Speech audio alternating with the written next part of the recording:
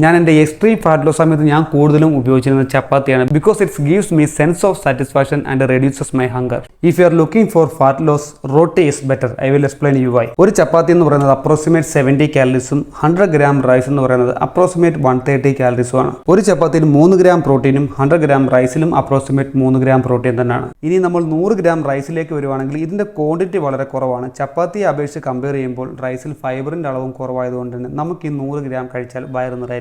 So നമ്മൾ കൂടുതൽ rice കഴിക്കാൻ നിർബന്ധിതരാകും. അതുപോലെ ചപ്പാത്തിയിലേക്ക് വരുമ്പോൾ 2 ചപ്പാത്തി കഴിക്കുമ്പോൾ തന്നെ നമ്മളുടെ വയറ് നിറഞ്ഞതായിട്ടൊരു ഫീലിംഗ് ലഭിക്കുന്നു. അതുപോലെ നമുക്കൊരു സാറ്റിസ്ഫാക്ഷൻ ലഭിക്കുന്നു. കുറേ നേരം നമുക്ക് വിശക്കാതെയും ഇരിക്കുന്നു. അതുപോലെ റൈസിൻ്റെ ഗ്ലൈസമിക് ഇൻഡെക്സ് കൂടുതലായതുകൊണ്ട് തന്നെ ഇത് പെട്ടെന്ന് ഡൈജസ്റ്റ് ആകുന്നു. ഭക്ഷണം കഴിച്ച് കുറച്ച് കഴിയുമ്പോൾ തന്നെ നമുക്ക് വീണ്ടും വിശപ്പ് അനുഭവപ്പെടുന്നു.